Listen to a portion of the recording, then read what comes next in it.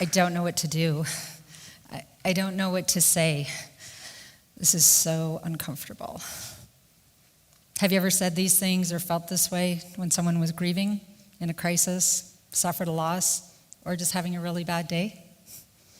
Haven't we all? I sure have.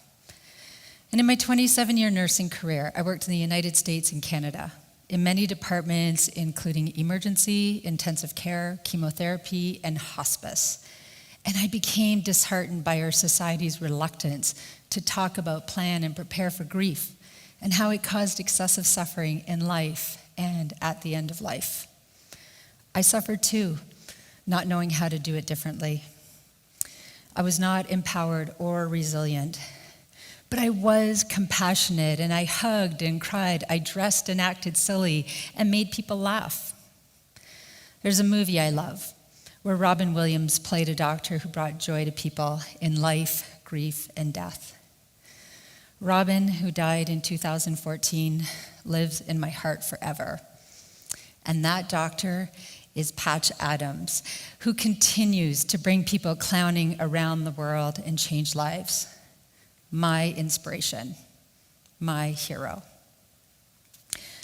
I've held the hands of many dying people. I've cried with distraught parents. I've been on teams desperately trying to save lives and fail. We suffered. And so I asked other healthcare professionals, are we well prepared for grief, personally and professionally? And the answer was, oh no, we're terrible at it. And off they went. And so I wondered, who's teaching professionals and communities to prepare for grief and what to do once it arrives? No one. And from communities I heard, I don't want to talk about that. Why should we talk about grief when things are going well in our lives? Why? Because grief shows no mercy. It arrives unannounced and uninvited. It does not care what else you are going through, and it does not care if you've had enough. It can be relentless, and it can destroy relationships, it can destroy success, and it can destroy you. And grief is coming. Pretty inspiring, right? I know. And who grieves? Everyone, regardless of age, race, culture, sexual orientation, ability, disability, economic situation. And what is grief? Well, there are many definitions. I say it's our mental, physical, and emotional reaction to loss. Or simply put, it's whatever makes your heart ache. Divorce, diagnosis, job loss. Oh, I thought that was my slide. Divorce, diagnosis, job loss, bullying, children leaving home, children not leaving home. Get a job. Exclusion, loneliness, isolation, and yes, facing end of life. And this could all be happening at the same time. In every transition, there can be grief. You move, you're sad to say goodbye to neighbors. You have a baby, you may grieve freedom and sleep. Wherever you are, some are happy while others may be fighting tears. Grief and joy, it's never all one or the other. It's a roller coaster, and we have to learn how to hang on through the dips and curves. So laugh, because I'm really funny, and cry if you need to. Allow all feelings. So I believe the best time to talk about, plan, and prepare for grief, death, and dying is when we are young and healthy. Too late? Well, the next best time is now. If we did, couldn't we diffuse some of our fears, maybe avoid fracturing families beyond repair, and avoid causing or compounding mental health issues? Wouldn't we have a better chance of navigating through whatever life throws at us? So where can we start? Well, by accepting that change is the only constant. Life is unpredictable. Prepare for anything. We are not in each other's lives forever. We do not all die of old age, and we do not always get a warning. And what do you believe about life and death? This is what I hold on to. Science shares that we are all energy, and energy cannot be destroyed or created. It just changes. And I choose to believe that we are spiritual beings having a human experience. So we live on, and we can stay connected forever. And how can we honor those who have died, who are no longer physically present? Matthew Rattan said it best. Be the evidence that someone's life made a difference. I'm always sad to read. A person died, cremation took place, no service, per their request. Our grief needs somewhere to go. It needs to be heard. We need to share our stories together. This helps us heal. So let's not be strong for them. Let's grieve with them. And include children. Grief is a part of this journey and sometimes the price of living and loving. But it is worth it. And our hearts will heal. Battered, scarred, never the same, but they will heal if we learn to take better care of ourselves and each other. The problem is worse than we think, but the solution is simpler than we imagine.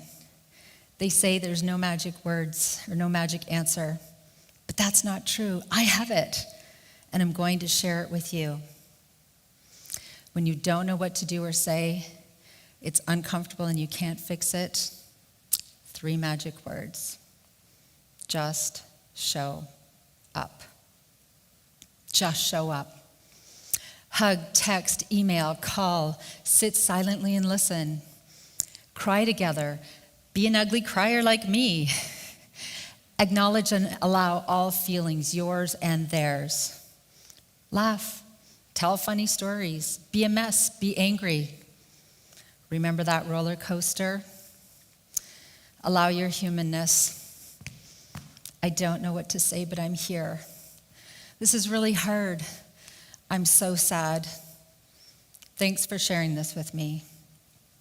Or help with life's tasks. Walk the dog, cut grass, pick up kids, bring food. You can't do everything, but you can do something. Let them know they are not alone. Be the one who cares, because an act of kindness can make the difference. Just show up and expect nothing in return. When our older son's life spiraled down a dangerous road of addictions, I'd hold my breath and my heart pounded as I would check for his shoes. Phew, he was home safe. And when the phone would ring, I'd pray it wasn't devastating news. And on one of those days when my heart felt broken into a million pieces, a friend stopped by, put a little pot of daffodils on my front step. I cried for an hour, I still do. She just showed up. And once a neighbor who had cancer was overwhelmed when his wood was delivered for winter. He and his wife were exhausted and couldn't pile it. Another neighbor sent out a text and said they were going to help and invited others to join. And as my family arrived, I was overjoyed to see more than 25 people there piling wood. Children too. We just showed up. And I spoke at a conference for Huntington's, a cruel and challenging disease. I had to accept that some have harder journeys than others, but it is not our job to judge or to fix it. But we can love them along the way. So that's what I did. I just showed up. And I still do. It's not easy, but it fills my heart. Because just showing up for others is the best medicine for your own grief and creates more joy in your life. So here's the aha moment. Anyone can just show up. We do not always need professionals. And Palliative Canada shares that in the dying process, formal caregivers will be available to us about 10% of the time. 10% or less. And I believe this to be true, not only at end of life, but in long-term illness, crisis, and everything in between, no matter where you live, no matter what you're going through. I've had therapy, 1 hour a week, There are 24 hours in a day. Something to think about. 90% is up to our community, 90% or more. We're conditioned to believe that we are not qualified, but we do not need a PhD to love and to help, because it takes a village. It takes a village to support those who are ill, caregiving, dying, bereaved, marginalized, and each other. We need our compassionate communities, our professionals, and our families, friends, neighbors, coworkers to just show up. This connection is key. And let's keep showing up. There's no timeline. You don't get over grief. You build your new life around it, and you need support along the way, no matter how long it takes. And know that a grief attack can happen anytime, anywhere. If you didn't just show up for someone in the past, forgive yourself. Ask for forgiveness and do better next time. It's never too late to share that story, send that card, or to care. If others didn't just show up for you, forgive them. They didn't know how. Now, here's the catch. Because if you want to be empowered, compassionate, and resilient, this step is critical, non-negotiable. Because the very best version of you is your greatest gift to the world. Your real, authentic, vulnerable, imperfect, best self. So if you want to be able to show up for others, you must. Show up for yourself first. Show up for yourself first. Self-care is often ignored. We brag and complain about busyness and putting everyone else first. We feel like heroes. The truth? If you are not a great self-caregiver, you're actually being selfish. What? Why? Because you're being a poor example, and you are not your best self, and you're probably a lot crabbier than you think.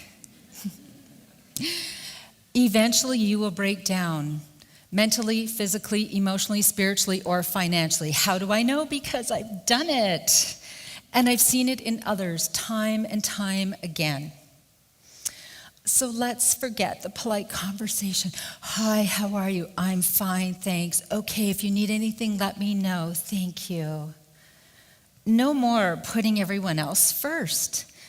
No more pretending we're fine when we're not. And no more suffering in silos of silence and isolation. Take care of you. It's time to stop ignoring grief and normalize these conversations at home, school, work, and in our communities. Let's eliminate the excessive suffering we create by avoiding, because grieving is enough. I believe people of all ages can learn how to just show up for themselves and others so they are empowered and resilient when grief arrives. We can do this together. Easier said than done, yes, but transformation is possible for ourselves and for generations to come. Oh, and please, carry love and gratitude with you wherever you go.